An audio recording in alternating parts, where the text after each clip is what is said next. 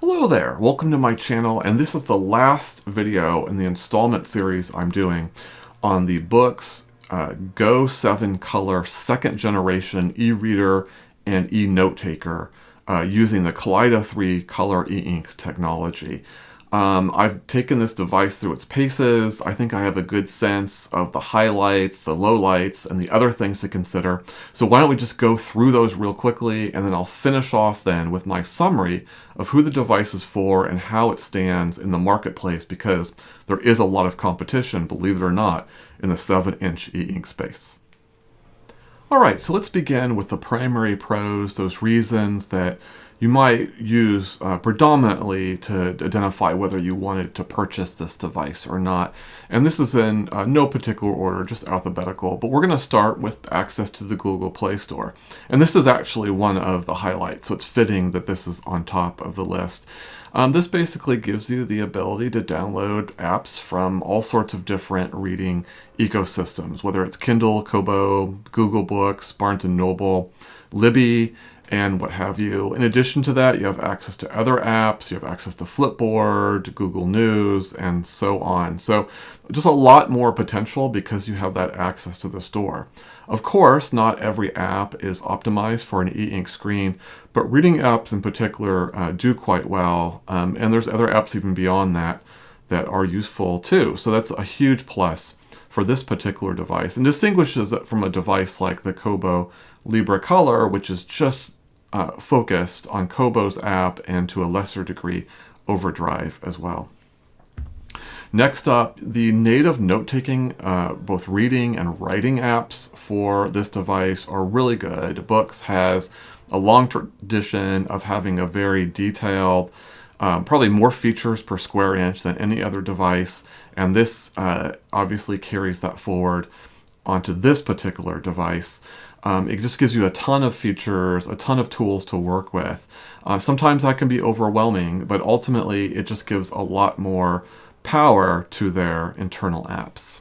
Generally speaking, the e-reader is reasonably priced. It is more expensive than, say, the Kobo Libra Color if you exclude the stylus. If you include it, they're a lot more closer in parity, but it's in the ballpark of other devices of this size class.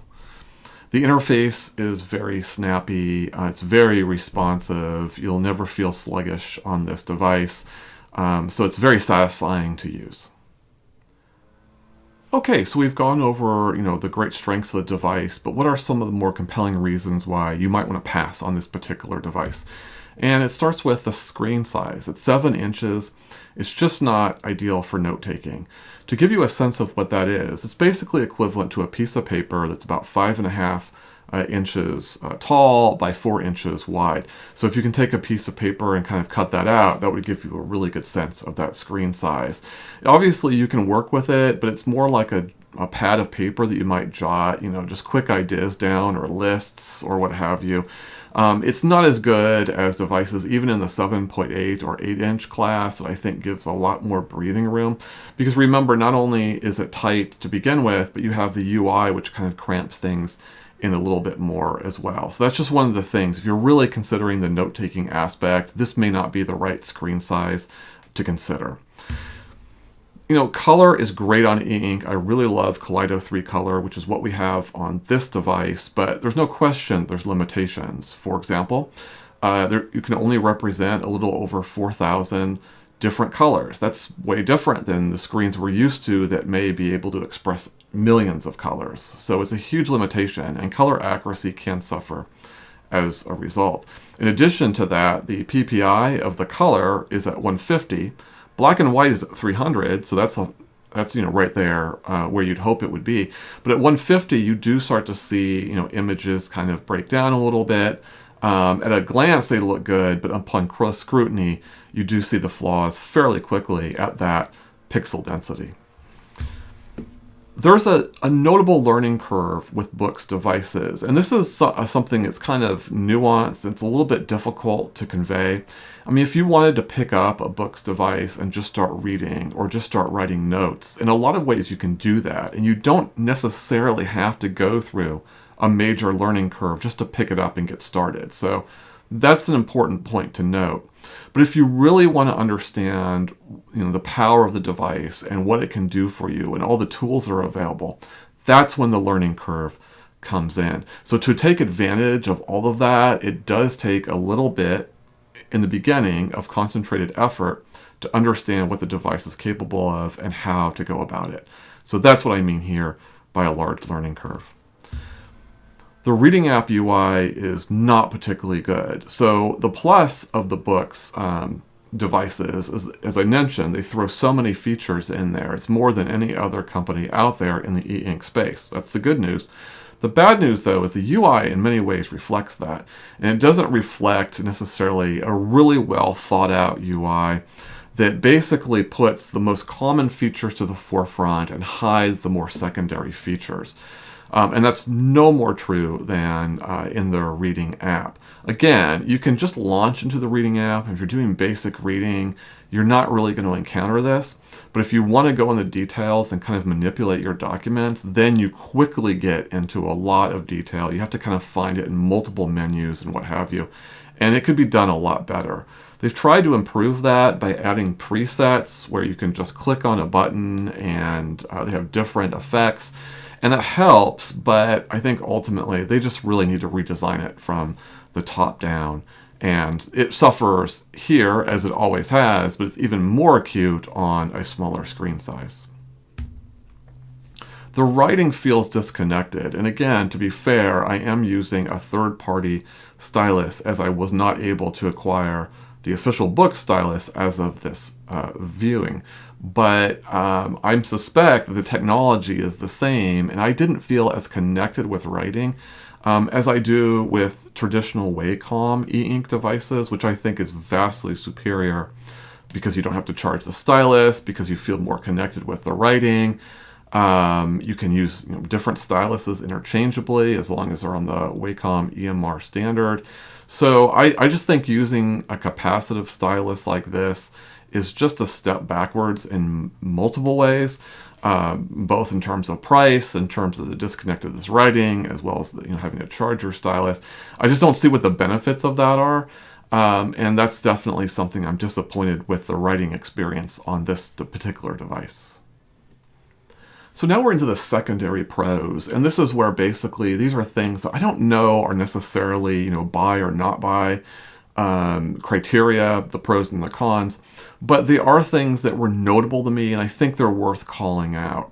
So the first thing I'll note is that the battery life is pretty good, and I won't go into a lot of detail on this because I did a separate video where I went into a lot of depth around the battery results. Much better than its recent competitor, the Bigme B7.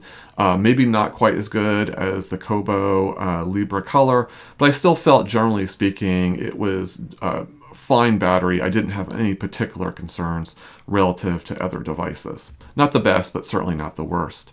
The design of the device is fairly nice. I didn't like the texture on the back, and we'll get to that in the cons. But putting that aside, I just thought it was really generally well built, and I like the quality of it overall. The G sensor is great. So you have buttons on one side of the device, but you could, turn the device and you can either manually change the orientation or leverage the G sensor, and the available options are really well done. So for example, you can change it so it only flips, top or bottom. So if you had a slight turn of the device, it wouldn't necessarily flip it. And I just thought it worked fairly well. The Libra Color was probably the best device in terms of a G sensor that I've ever used, but I didn't think this was that far behind, if at all. The physical buttons, this actually probably is the best buttons that I've ever had. The physical buttons on a reading device. They're nice and curved. They feel nice to touch. They have a nice satisfying click to them. I was pretty impressed with it, especially as I used it over time. There's a lot of customization options. If you go into the menus and you just put a little bit of effort or go through their user manual or any of the tutorials, which are first introduced to you as you start with the device, you just see all the things that are available there. And you can really take some time and customize the device that makes it more for what you want. And those options are much more than competitors have.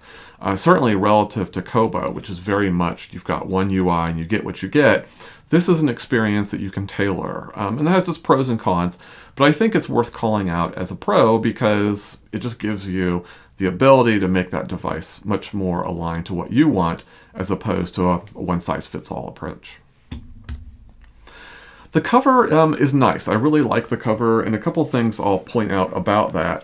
It's a simple cover, but it does a couple things I think fairly well. First off, it has a nice magnetic connection. That's pretty standard. But when you flip the cover backwards like so, it connects. So when you're holding the device, you don't have to squeeze or tighten your grip much because the cover's not going to be flapping on you. So I really like that. It's not, the best cover I've ever used, but I think it looks nice and it has, good functionality. And it feels nice to the touch, so I think it deserves props overall. It is water resistant, the device. It's not waterproof like the Libra Color, but if you're taking it out and about and some water splashes on it, it's going to survive that. And that's kind of a nice feature to have, particularly on a mobile device. Okay, so let's conclude then by looking at some of the secondary cons. And again, things that I didn't like, but I wouldn't say don't buy it because of these things, just things that you need to know. The first thing is that you can't write on Boox. And of course, as we saw in the previous video, you can write in Boox if you load them and use their native reading app. So that's not what I'm talking about here. Here I'm talking about writing, say in the Kobo app or in the Kindle app. You're limited to whatever annotations are available in those apps, and usually that's highlighting something and typing in annotations. What you can't do is use your stylus to do any type of writing on the books, and that does differentiate this in a somewhat negative way to the Kobo device, where you can write onto any book that's on Kobo, or at least most books, or even the Bigme device that has the global handwriting feature, which kind of cheats by making a copy of the page and saving it into a notebook. There's just no functionality here for apps that don't feature any type of handwriting function inside of them. It does have a charged stylus. I've kind of talked about that a number of times now, but it's not necessary. There's all sorts of e-ink devices that have non-charged styli, which I think are better, and so it's not a great feature to have. There's no way really to attach the stylus. Now you can kind of cheat. So here I have the cover. And again, this is a third-party one. I don't know if there's any type of magnetic attachment on the one from Boox, but you can basically use the magnets in the cover to attach the stylus like this. It's a bit wonky. It's not great. And so I list this as a con. And of course, there's no loops on the cover either. So that is a little bit of a con. I mean, if you're going to take this around with you, this stylus could easily get lost, so that's worth calling out. The Notes UI could be a little bit better. I don't think it's as bad as the Reading app UI, but there is a cluttered UI, and again, I would point to the Supernote as having just the best example of how you can just feature a simple bar that does all the major things you're interested in, and then you're one click away from the other functions. Boox doesn't align their UI that way. Now you can minimize it so you don't have that kind of inverted L-shaped menu instead of having a floating toolbar, but I find that some basic features are missing from that toolbar, like for example, a back button or the name of the file. I just think that other companies, particularly Supernote, does that better, and I would have liked to have seen a better evolution of their Notes UI, but not as huge of an issue as Reading. The power indicator on the button, it has one, but it might as well not have one. It is so tiny and hard to see. I think Viwoods does the best job that I've seen of a power indicator. Not that it blows the competition away, because it is just a power indicator, but it's nice and bright, and you know immediately what the color is. On this, you have to really look hard to see what's going on. Now, to be fair, I'm getting older, my eyesight isn't nearly as good, but clearly the indicator is tiny and it could have been better. You know, it should say stylus, it says status there, but you do have to pay an extra amount of money for the stylus. And that could be a good or a negative thing. It's a negative thing if you have to buy the stylus because you're interested in writing. If you don't have to buy the stylus, you're just interested as an e-reader, it's actually great because you don't care. And that helps reduce the cost of the device, presumably. But it is worth noting if you want that stylus. Much like the Kobo device, you have to pay extra for that. As I said a little bit earlier, the texture on the back could be a little bit better. This is where I think Kobos are a little bit nicer. They have a nicer texture in the back. It's good in the sense that it is grippy. It does the job, but I prefer to keep it in the case because I like the feel of the case better than the back of the device, and that means I'm adding a little bit extra weight with the cover on it. So that could have been done. Okay, so having gone over all of that detail, what is my overall assessment of this device? Do I recommend it or not? And I like the device, particularly as an e-reader. I think that's where it shines. The fact that you have the Google Play Store, the fact that you have its really flexible and powerful reading app. I love the page turn buttons. You know, the form factor is nice.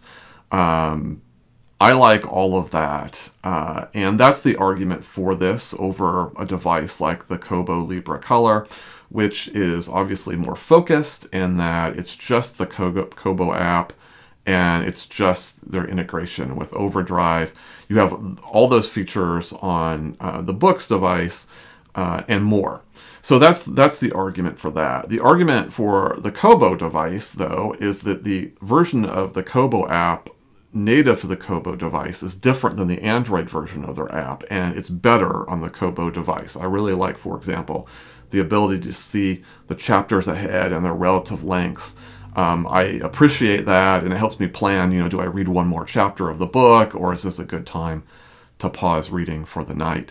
So I like the Kobo app more, and I like the integration with Overdrive better than just using the Overdrive or Libby app on a device like the Boox device. So there are pros to both approaches.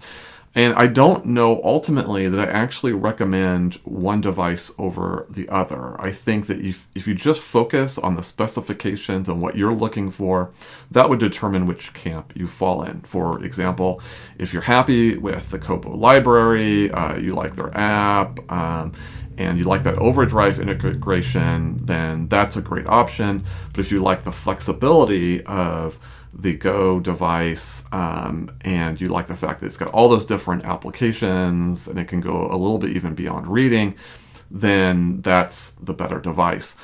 Both devices, I think, have suboptimal writing experiences. And if you were looking for something where writing was a little more of the focus, maybe equal to or even more so than the reading aspect, then I would highly recommend looking elsewhere. Look to some of the more 7.8 or 8-inch devices, which are still mobile, but they provide much better writing experiences with bigger screens, with the Wacom technology, which is far superior to these capacitive stylus technologies. And I just think you're much better off with that. But if your focus is much more around the reading experience and the mobility of that, then these devices would come into play. And again, it just depends on your particular preferences. Both are really good. And I recommend both the Boox and the Kobo devices as color e-readers, but not so much as note takers. So I hope that's helpful. If you have any comments or questions, pop those into the chat. I'll answer them the best I can. And please subscribe. There's going to be a lot of great devices releasing in the fall because there always is every year. And I'll be at the forefront of covering those. So there's a lot of good stuff happening for the rest of this year. And I hope to see you there.